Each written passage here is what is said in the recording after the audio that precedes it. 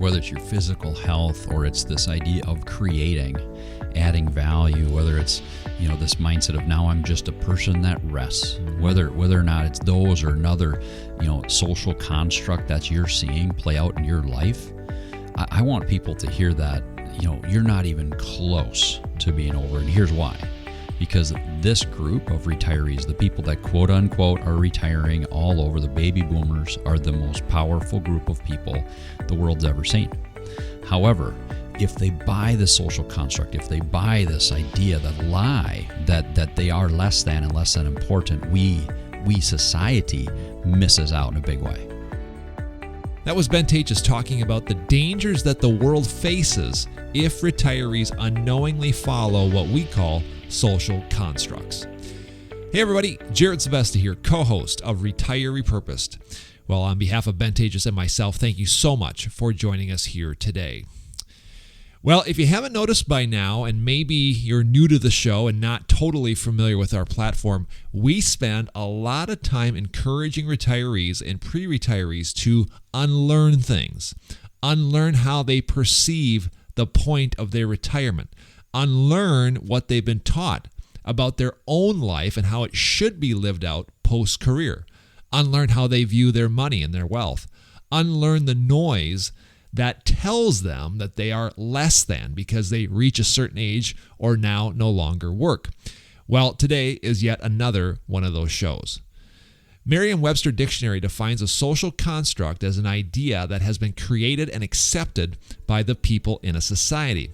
And whether you're aware of it or not, society is filled with social constructs about you, your life, and your retirement.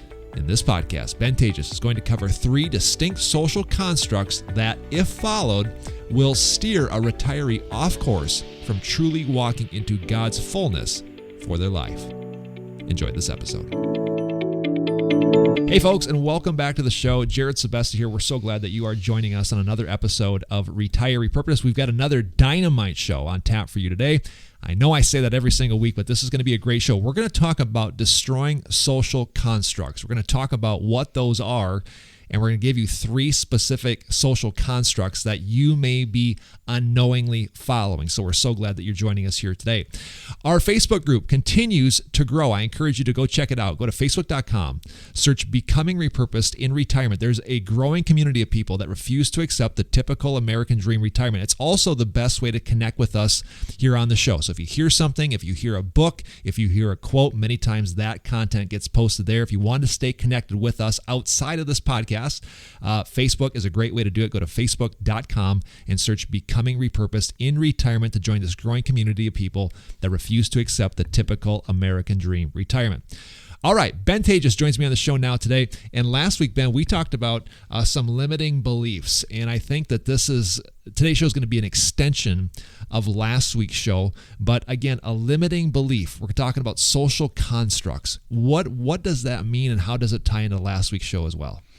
Well, last week's show, one of the things that sticks out to me, Jared, is we talked a lot about the feeling of running out of money and this idea of being a person who lives in abundance. I mean, really from the financial side, but I think when we're trying to honor God with our time, talent, and treasure, something that I didn't even bring up last week, but there's people that feels like they're running out of life, they're running out of talent. And really, they need to be stewarding those things as well. And that's, really what today's show is about. I love this idea of scarcity versus abundance. For me personally, and I've used kind of my personal testimony a lot, I was raised in kind of a mildly chaotic home growing up, and that led to having more of a scarcity mindset where I was very defensive. I would try to take as much control as I could over my finances and my life, which again, there's certain healthy aspects to that. But I would say in the last couple of years, me personally, I've had this shift more into what I think we would agree is into abundance. And it really creates a different filter on life. It creates a different filter and mindset on how you look at money. I look at the world and my future much differently. I would say when I'm stuck in scarcity, fear is the driver. And especially coming out of COVID, that was really something that God showed me just how much fear I have. Abundance isn't really about the amount of money you have. It's a mindset. It's a shift. It's how we allow faith to really intertwine into every aspect of our life. It is, Jared. I think what I love about what you just said, and I would challenge listeners to do today, is to look back at how they were raised. So many times we don't give enough credit to those, those forming years of the 11, 12, 13, whatever that is. I mean, we've all got stories from those years, and so many times we're learning things then that impact us in our 20s, 30s, 40s, 50s, 70s. I mean, and you need to go back and look at that time of your life, and that is a huge key as to how you look at life, how you look at money, how you look at relationships. That's all so important. So I'm encouraging listeners to go ahead and take that exercise, go back to those years, and figure out who was there with me in those times. I've heard you talk about that and speak about that to groups before, but that's so important. Yeah, psychology basically says your value system is formed through the formidable years of 9 to 13. That's where your values, many times, you can tie them back to, but also you can tie back to a lot of limiting beliefs. So again, incorrect software that's running on your brain, on how you understand the world, how you look at the world. So I think that's a great exercise for people to go back and do. Yeah, it is. And I'm back to this idea of abundance and scarcity. I know, like my mom, for example, her family, she was raised, there was 12 children, Jared, and not with a lot of means back then. And there was such a limiting belief that we are going to run out of money and we're never going to have enough. Now, at that time, it may have been the truth, right. But now some of them take that, and people that are raised that way come into this stage of life, and they're like, regardless of how big the balance sheet is, it's like, oh man, we're going to run out. Yeah. We're going to run out, and you start to live that way. And I think if you're somebody who was in that space, remember some of that came from those formidable years, 9 to 13. What was life like, and who was there with me? I have to remind myself to have more grace with baby boomers, because again, when they were being raised by their parents, which lived through things like the Great Depression, the World Wars, where people were saving nails and saving containers and holding on to everything because they didn't know if they would have it. So again, you're fighting both ends of the spectrum. Many retirees are have a sizable amount of wealth, but many times they're still stuck in that mindset that they saw their parents in, and there's this kind of psychological battle that we see, and so we're going to try to diminish some of that as well. Yeah, and what I'm thinking is that old ketchup analogy. Yep. My kids, when I look at a ketchup bottle and they're looking at a ketchup bottle, we look at that differently, right? Many times in our fridge, there's a couple ketchup bottles. One is like a quarter full, the other one is totally full. We're going to keep using the full one because the one that's half empty is pretty much empty. It's gone. My parents' generation, Jared, they would have actually used up the entire ketchup bottle, right? And maybe even swished a little water around in there, and then they would have recycled it. Their parents would have not only done that, they would have kept every last drop, and then they would have even saved that container because it's useful to hold something. Right. And my generation does a little less, and my kids are like, well, yeah, that's getting kind of it's a little empty. It's getting empty. There's a quarter less. I'll just grab a new one and we'll start using that. Right. That is what we call generational slide. And we're getting deep into this, I think, but I think it's important people hear that side of it, that you are a product of those years of your life, like it or not. So you have to understand what those years did to you, good or bad, because some of that's really good. Yep. And then really embrace it, but you just got to know why you look at life and money the way you do. Scarcity, abundance, we cover that in full on last week's show, and that really kind of again goes back to what Ben just said, where again it's a lot of like our upbringing, why we have the mindsets that we have. So if you missed that show, go back, check it out. Again, we're on iTunes, Spotify, we're on YouTube. Find your favorite podcasting platform, subscribe while you're there, but go back and listen to that show because it's a great add-on to what we're going to talk about today. Today, Ben, we're going to talk about social constructs. So instead of necessarily past experiences, it's really kind of social norms. Explain, before we kind of get rolling here, how would you How would you kind of explain what a social construct is? Well, it's something that we're just kind of used to doing in society, and that society has done to us. Okay, and I think what I'm feeling lately, Jared, on my heart is sometimes clients come in and they've either sold a business or they've retired or they're in this feeling of I call it divine discontentment. It's like God has more for me. I walked away from this job. What is it?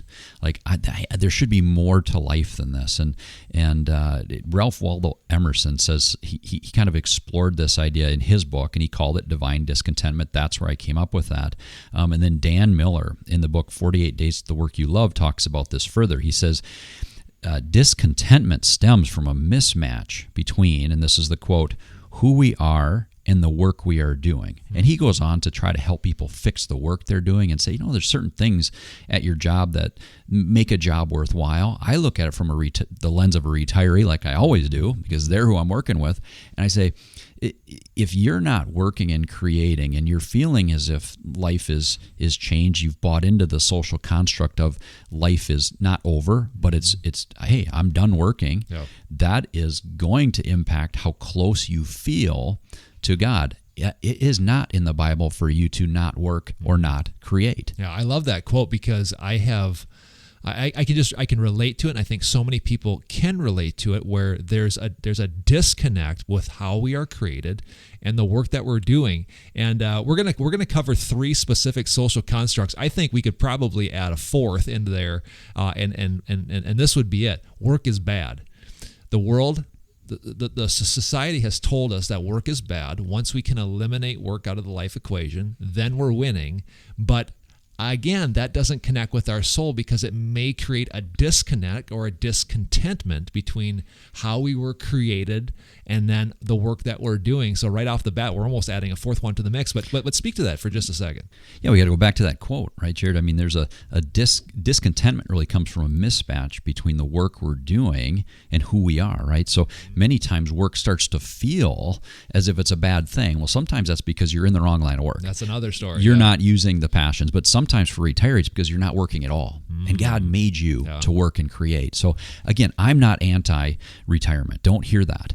I am all about anti-stopping, creating, and adding value to the world around you. Yeah, that's a great point. And again, the quotes that Ben just talked about are in his book, Repurpose the Untold Story of Retirement in America. If you want a copy or want more information, you can find it on Amazon. The best way to find it is just to go to our website, retirerepurposed.com. So let's get into today's show. Again, we've kind of covered one already, but we've got 3 specific here that we want to line out. Again, these are social constructs retirees unknowingly follow. Ben, the first one comes back to a mindset on how we view retirement. What is it? Well, it's that I'm at rest, Jared. I mean, I love earned rest. You've heard me talk about this, but retirement is about way more and should be about way more than just rest. Mm-hmm. Yeah, John Piper has a book called Don't Waste Your Life, and we've talked about that book on here, and we dance a little bit when we talk about that book because he is very, very, aggressive, pointed, in your face, as blunt. he should be, and as we should be more, Jared, because so many times we dance around this, but the truth is that if you are seeing your retirement as just walking on the beaches in Florida and picking up seashells, Piper says something along the lines of, well, when you meet your maker, he's not going to be impressed by your collection of seashells. Right. Okay. Now, does that mean that everybody walking beaches in Florida or enjoying time off is, going to have a hard time when they meet their maker? Absolutely not. Right. But if that's our focus, if our goal is rest, if it's not balanced out with adding value to our neighbor, to our families, to our society, then I think we've missed the boat in what retirement is. We're a fan of that book. Go check it out. It's called Don't Waste Your Life by John Piper, but he speaks directly to these social constructs regarding retirement. And that's the one right there that we brought up a number of times on the show. Ben, I've shared this with you a number of times as well. I get an opportunity to speak to groups of people, lots of times retirees, about topics that we discuss here on the show. And I've done this kind of as an exercise to prove a point many times before I speak. In fact, as much as I possibly can. I try to work the crowd a little bit, talk to the crowd, just kind of get to know them a little bit before I take the stage. And one of the times where I was speaking to a bunch of retirees, I said, hey, what do you got planned today? What's going on today? After we have our little seminar here, what are you going to do? And so many of them, and if I had to say a percentage, 75+%, their answer was immediately and almost proudly, nothing. Really? You got nothing going on? Nope. Well, I'm like, well, what are you going to do? You got half the day left. Nothing. Sit around, just kind of chill, watch TV.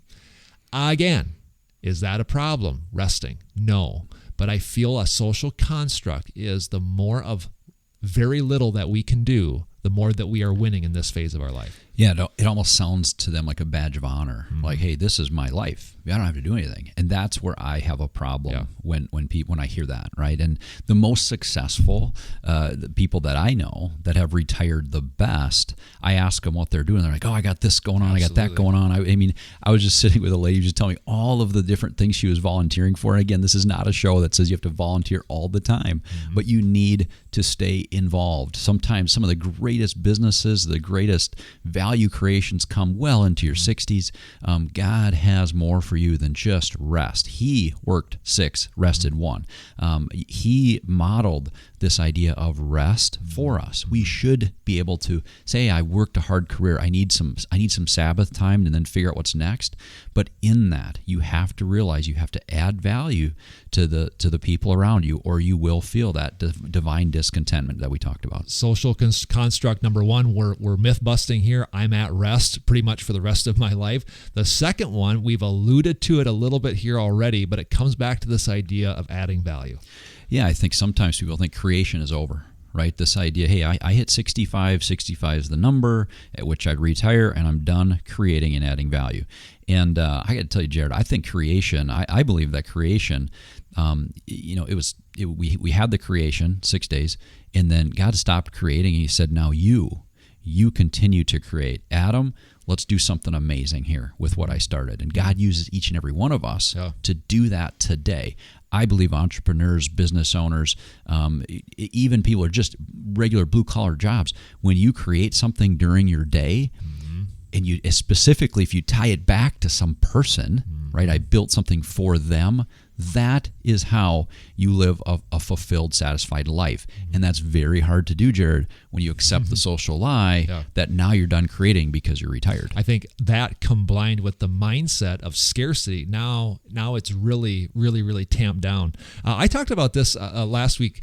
I got to see Jordan Peterson, Dr. Jordan B. Peterson, the Jordan Peterson, in person a couple of weeks ago. But he was just talking about creation. He said creation is the highest form of existence. And he said this, and I thought that this was really profound. He said, when you create, you have the divine on your side. I think that is true. I do think that God, he's downloading, he has downloaded time.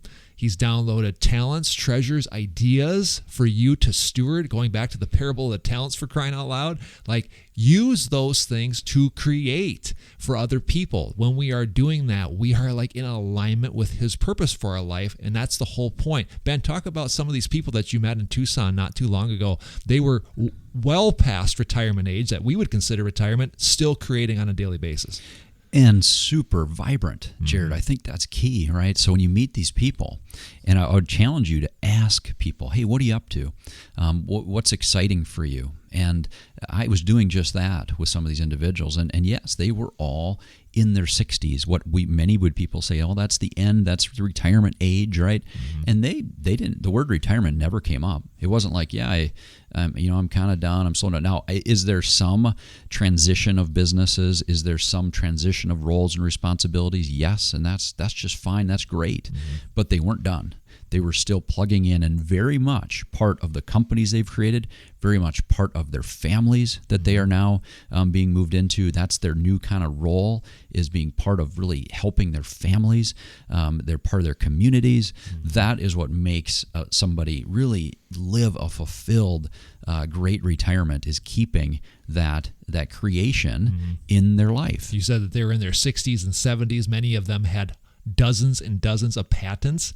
And what was interesting to me is that you said they would start the day with prayer, opening up basically the avenue between them and the divine, asking for ideas and ways to use their skills, talents, abilities, treasures to create for other people. I thought that was a huge connection point. Yeah, I mean, God, He is the ultimate creator, and these individuals, the guy sitting to my right, he kept saying, hey, ask for the Holy Spirit to help with what you're doing. I'm like, yeah. Does that not make sense? Right. We should be asking for that. We should be, God being the creator, us being extension of that. He wants that. He wants us to continue to create.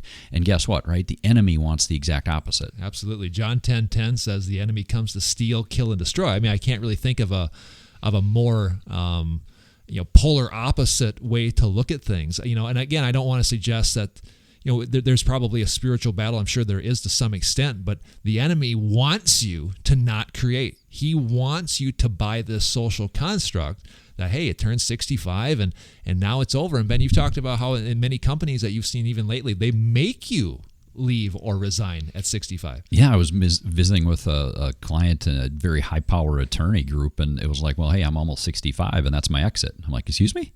It's like, well, actually, our bylaws say that I can't be 65 and still be here. I said, wow, you're attorneys. You should figure this out. You could probably still add value into your late 60s, and for whatever reason, that's what they had, Jared. But to me, I'm like, you have to realize that a person's ability to add value actually goes up in those years, not down.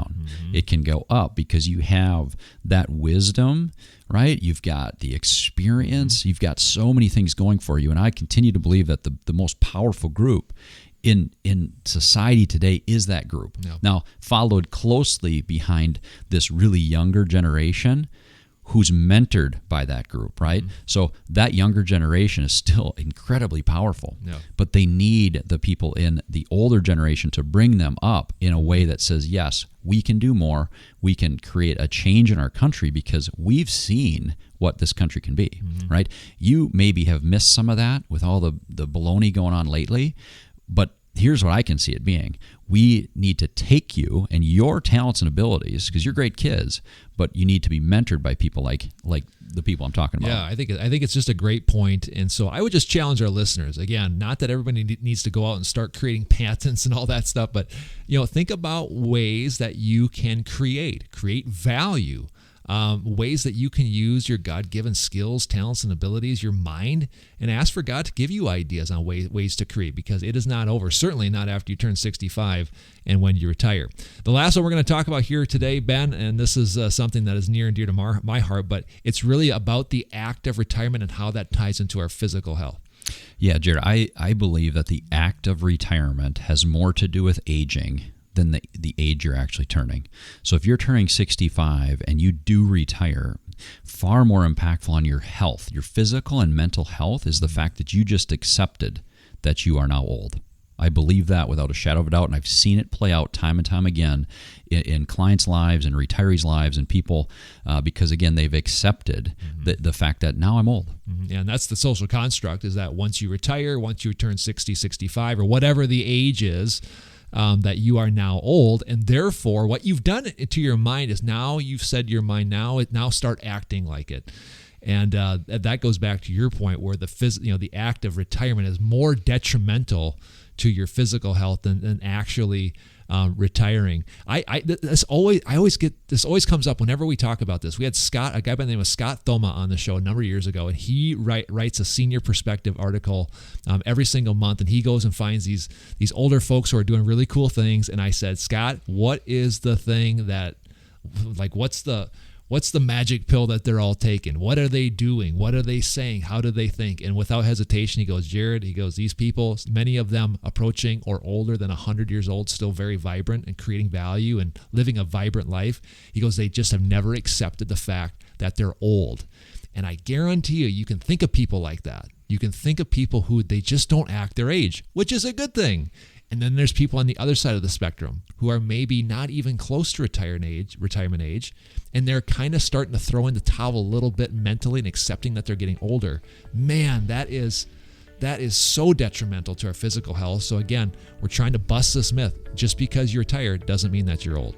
Yeah, whether it's your physical health or it's this idea of creating, adding value, whether it's this mindset of now I'm just a person that rests, whether or not it's those or another social construct that you're seeing play out in your life. I want people to hear that you're not even close to being over, and here's why. Because this group of retirees, the people that quote unquote are retiring all over, the baby boomers, are the most powerful group of people the world's ever seen. However, if they buy the social construct, if they buy this idea, the lie that they are less than and less than important, we society misses out in a big way. Securities offered through Avantax Investment Services. Member FINRA SIPC. Investment advisory services offered through Avantax Advisory Services. Insurance services offered through an Avantax affiliated insurance agency.